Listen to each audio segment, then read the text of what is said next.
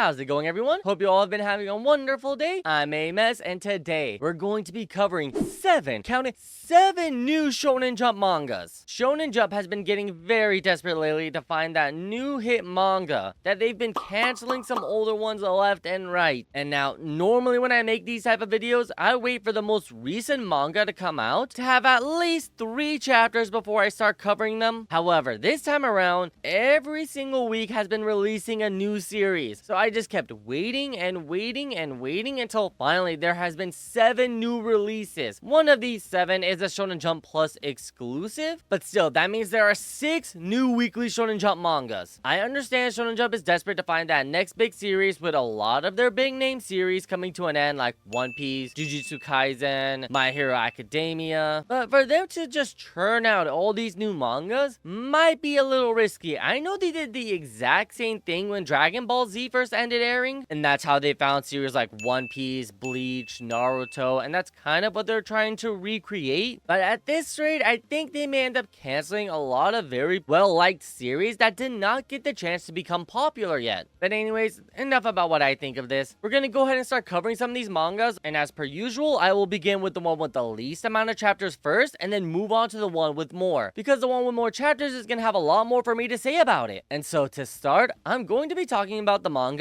Hima-Ten. It is written by the mangaka Genki Ono, whom only has one other major publication, albeit it wasn't a long-running publication in Full Drive, which was a ping-pong manga, but it seems their second go at a manga is switching up to a different direction. Hima-Ten follows our protagonist Tenichi, whom works for a housekeeping service. So he goes around to different houses and cleans them up both before and after school. And then one day he gets this new transfer student who just so happens to be a famous cosmetic CEO slash model. Now this girl Himari is famous for starting her own makeup company and then being a social media influencer who models her own makeup and promotes her brand. And now she just so happens to sit right next to him, and the teacher decides to put him in charge of taking care of her until she gets used to the new school. And now because of this, he's sort of stuck in this awkward position where he's there to help her. She is a famous celebrity of sorts, so his entire class just fawns all over her. Well, he doesn't really care, but he has to maintain this professionalism because he's the one who's supposed to show her around school and help her whenever she's in need. Now, fortunately for him, she's the type of person who doesn't mind having a lot of attention. She's not an attention seeker, so she's not craving it, but when people give her compliments, it does make her happy because she believes she's doing a good job with her company. And of course, since she's still a teenager, she still believes she has a lot of room to grow and develop her company. So Tenichi does respect that side of her. He doesn't think she's arrogant or full of herself. He understands that she cares deeply about her product and is also humble enough to understand that she could still grow and develop her company even further. And now, the main part of this series. Tenichi receives a special request to begin cleaning up this house immediately after school. And it just so happens that this house he goes to is a massive pigsty. It is dirty, there's laundry everywhere, the dishes haven't been done for weeks. And so, being a sort of home ec expert himself, took up the challenge to clean up this entire house, and then to suddenly figure out that it belonged to the new transfer student Himari. So apparently this big shot CEO had one major weakness, and that was she could not clean or even take care of her own house. She couldn't even cook, by the way. Her meals were all like store-bought pre-made lunches. Now this story is going to take a funny turn where he is practically taking care of her and also keeping it a secret that he is practically her maid at this point. So this series is going to revolve around this funny little situation they're in where she's this big shot CEO model social media influencer and he's her maid. And of course, in these type of series, there is gonna be some romance development. And now, depending on how well Genki Ono does it, he could end up making this series very funny, but also having a little bit of a cute side to it. Or what I think is going to happen is that he's gonna try to make this series as dramatic as possible to sort of build up the wow factor for this series and just cause a bunch of unnecessary situations where it's kind of like they're being dramatic and overreacting to something minor. Instead of just talking about it, they're going to be angry for no reason, then immediately make up in a couple of chapters because they realize the situation was not that big of a deal. That is typically what we see from these type of mangas, which, yeah, it's not good, unfortunately. So as you can kind of guess by what I'm saying,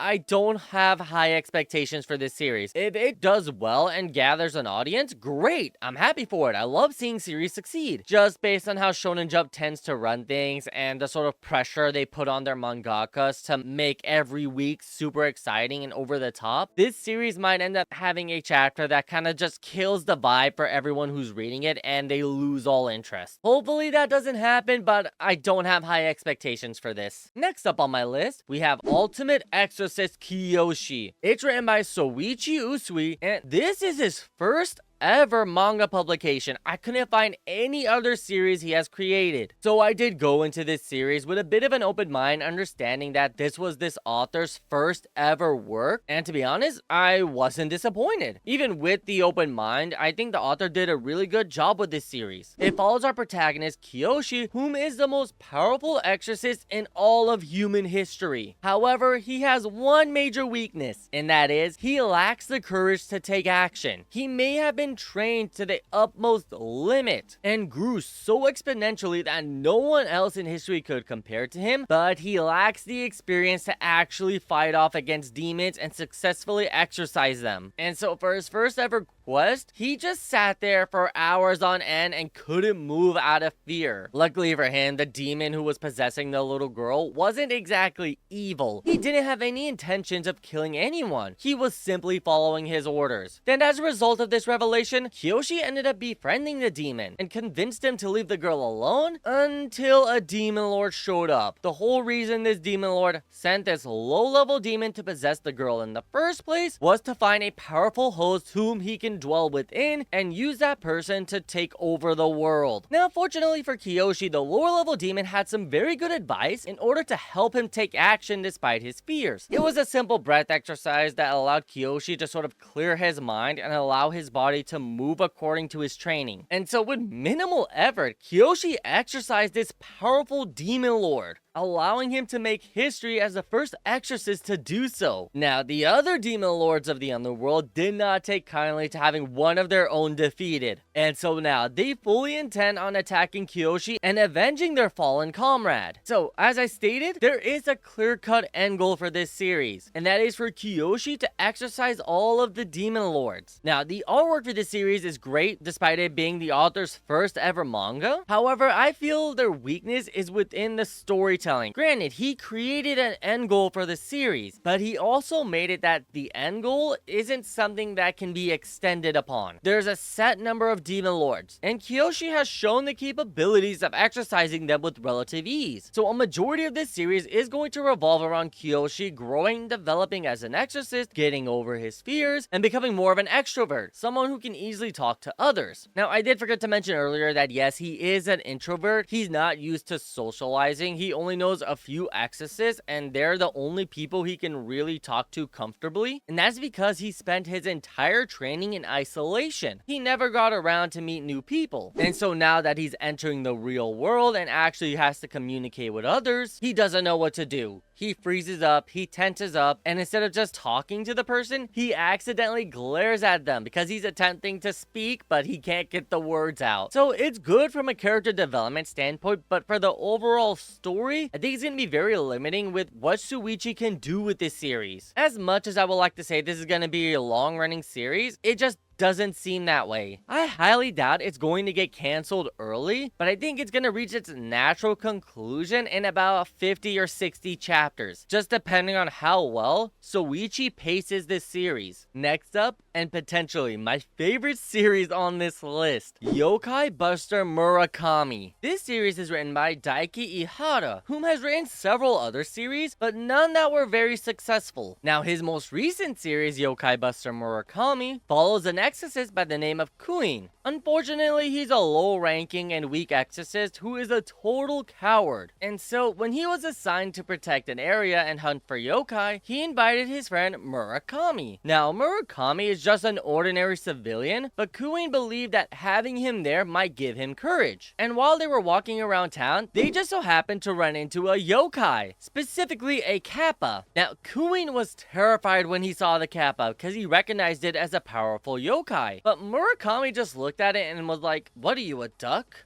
why are you so ugly? Why do you have that plate on your head? Isn't that plate man-made? If I remember correctly, Keppa's weakness is that plate on their head. Why would you leave the plate exposed? Why would you use a plate that's made by humans to be your weak spot? So if you haven't caught on by now, this series is literally Roastmaster Murakami just completely bagging on a bunch of yokais. Each chapter is literally a yokai roasting session. And as a result of him completely and utterly dissing this yokai into oblivion, they lose their powers, so much so that Queen is now able to seal them away. So apparently yokai get all of their strength from how much people fear them, and because of Murakami roasting them, everything that's scary about them disappears, and they end up turning into these cute little almost stuffed animal-esque yokai. And since they're no longer scary, Queen just seals them up with relative ease. Now this may not be the best manga on this list, but it is one of the funniest, because I was expecting some sort of battle manga, but it's literally a roasting manga. If you're fans of TV shows like The Roast, you're going to love Yokai Buster Murakami, or as I like to call it, Roastmaster Murakami Yokai Roasting Session. Next up, Psych House. It is written by Kobayashi Omosuke, whom has written several notable mangas, none of which I am familiar with, but there is this one called Yamabiko na Nishijo, which is a daily life romance comedy, which apparently won the 102nd Tezuka Manga Award. Then he got a work published onto Shonen Jump Plus, which was called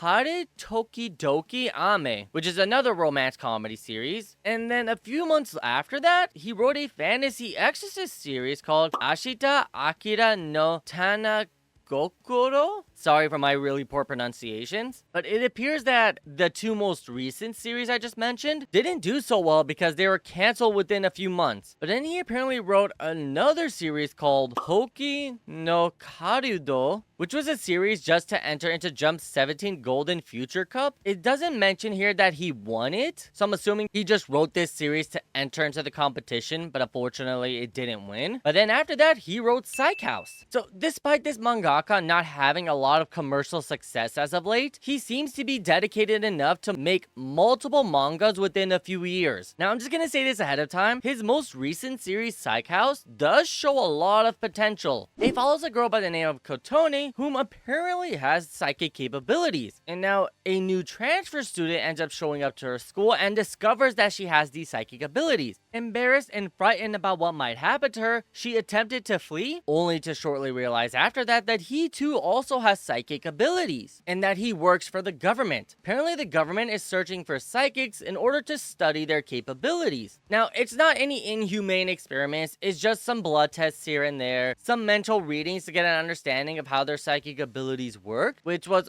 unusual to say the least. I immediately thought that this series was gonna be like the government is searching for them in order to find a way to replicate their psychic abilities, but so far into this series, it just seems like it's meant for research purposes. They have no intention of putting their abilities to practical use, at least not yet. And so, just to go over, our protagonist Kotone has teleportation abilities. She can teleport objects to and from herself, but she can also teleport herself away. And then the boy, Nemuru, has the ability to change both his own height and the heights of things around him. Now he invites her to their Psych House, which is a government-owned building that houses psychics and allows them to live there in exchange for allowing researchers to study them. And so this series is pretty much a slice-of-life comedy revolving around psychics. It's nothing too out there, nothing too crazy. It's just a simple slice of life with the added factor that all of the characters have some sort of psychic abilities. So the best way for me to describe this series is that it's just a fun series. It's a nice, comfortable read. Nothing you have to invest a lot of time into. You can read it casually. You can just have it there and read it whenever you want. There is no sort of suspense that encourages you to read the next chapter in that immediate moment, but there is also no dull moments that sort of make it that you don't want to read this series anymore. So overall, I enjoy this series. It's not my favorite. It's not the best one on this list, but it's not bad. There's nothing wrong with this series. There are no faults. The artwork is great, the characters are funny, the story is well developed. There may not be a clear-cut end goal for this series, but then again, for most slice of life series, there never is. It's just when the author no longer feels like writing anything, they can just end it by having them graduate school, move to a different city, or whatever cliche ending they can come up with.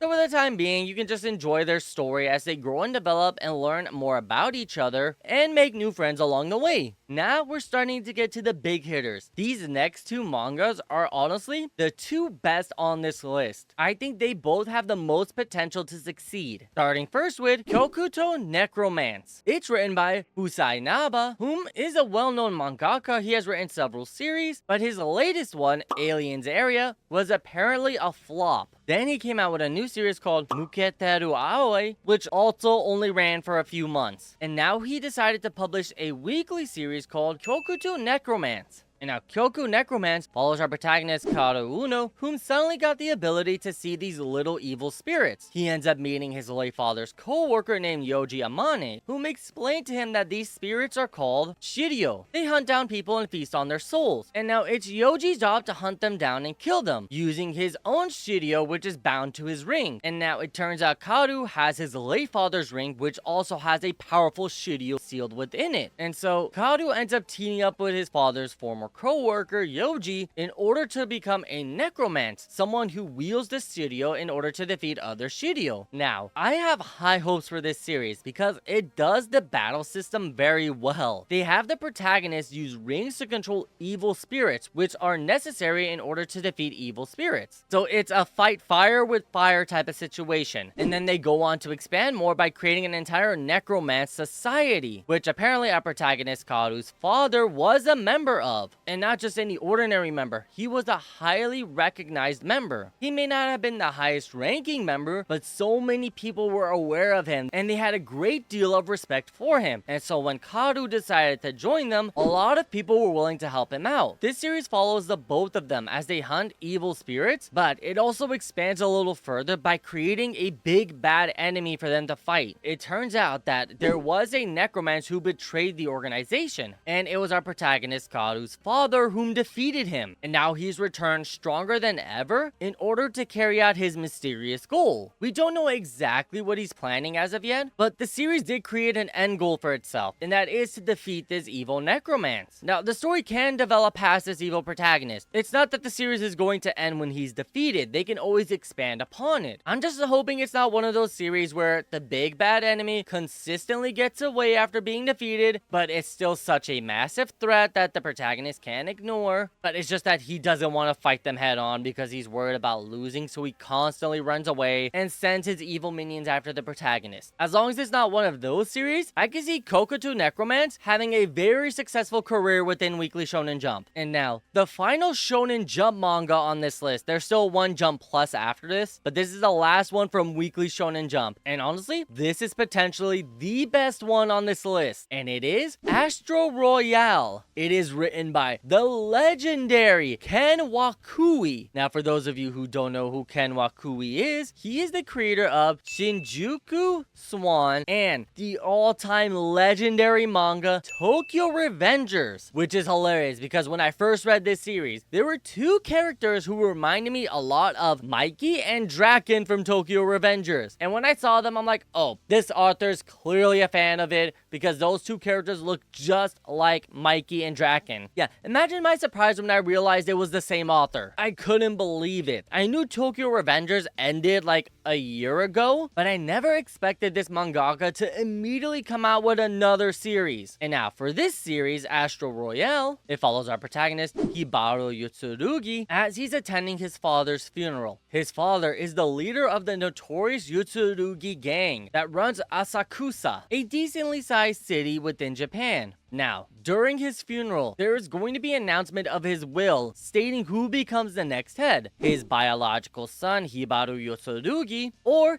the eldest adopted son. And now, Hibaro being the one who heard his father's will, he announces to everyone that the next head is the youngest adopted son, Terasu Yotsurugi, whom is his best friend. This causes a massive uproar because he was the only one who heard the will, and a lot of people started assuming that he was lying, because Terasu was not in contention for becoming the next head. It was between the eldest adopted son, Shio, and the only legitimate son, Hibaru. Now, Shio holds the largest faction within the gang, while Hibaru is the only biological son. So logically, the next head would be one of those two. The fact that the youngest adopted son was named the next head was incredibly suspicious. And as it's immediately revealed, Hibaru was lying. His father named him as the next head. But in order to avoid a massive civil war within the gang, he named his younger brother as the next successor. Because he knew his younger brother was wiser than him, he could lead the gang in a good direction, while Hibaru can continue doing his protective duties by going around the city and making sure no one got into any trouble. Now, unfortunately, immediately after this, an asteroid hit the city, and this asteroid had some mythological powers. It was reported that this meteor was going to be going overhead, and anyone who made a wish while holding something special to them would have that wish granted. And so our protagonist Hibaru was holding the bullet his father gave him before he passed away, and he wished he had the strength to protect the gang. As a result, when the meteor crashed, he ended up gaining the ability to throw a super powerful right punch. Now, there was a minor issue. Every single son of the Yotsurugi family all made a wish and got special abilities. This resulted with several factions forming within the gang and everyone vying for leadership. Now, fortunately, it's not that every single adopted son wanted to have control of the gang. They ended up splitting off into pairs. So in total, I think there are 6 different factions, but of course,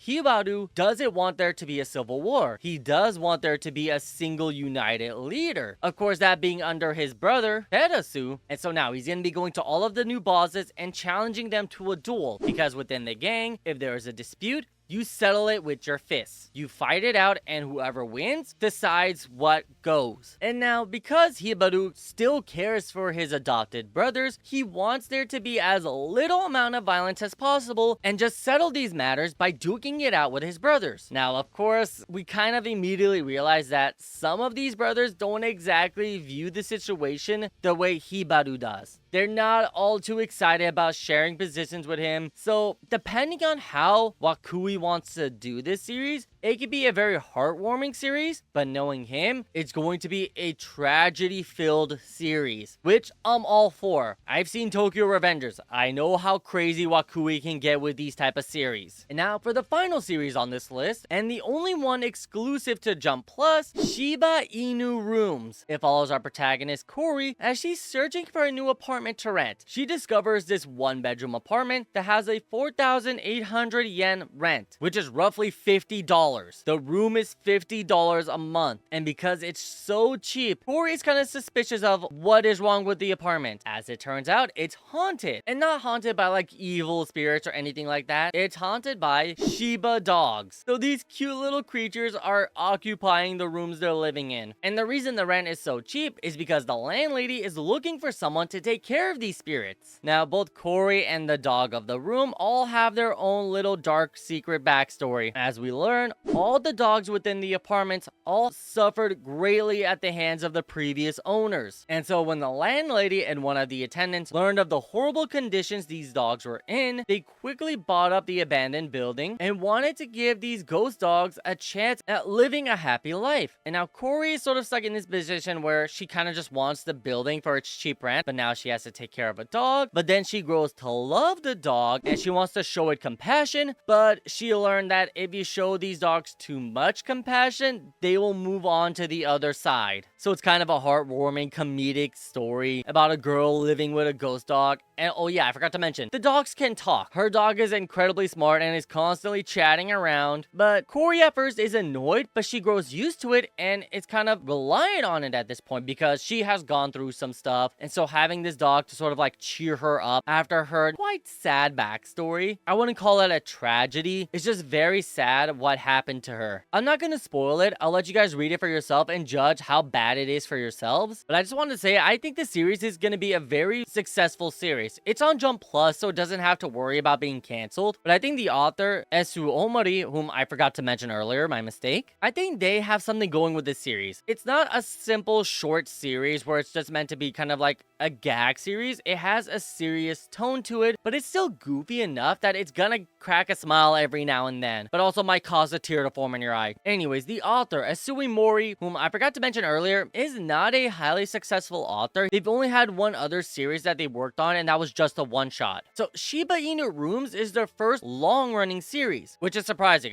Based on the artwork, I thought this author was highly experienced, like they've done multiple series. But no, this is their first legitimate publication. And in all honesty, I am a fan of this series. I found it to be very entertaining. It's not a gag series, so you don't have to worry about it being too goofy. There are serious parts of it, but for the most part, it is something that's gonna make you smile at the end of the day. And that's all 7 series. Most of these series I have high expectations for. I genuinely think the only series that's not gonna have a huge success might just be Hima-Ten, but the rest of these series I have high expectations for. I'm really hoping that they manage to stay within Shonen Jump for a while and grow their own audience, but knowing how desperate Shonen Jump is for that next big series, they might cancel some of these preemptively. It is unfortunate, but all we can really do is just read these series and hope that they last. And with that, I'd like to thank you all so much for watching. I truly appreciate it. I hope to see you in the next one, and remember to keep having fun. See ya!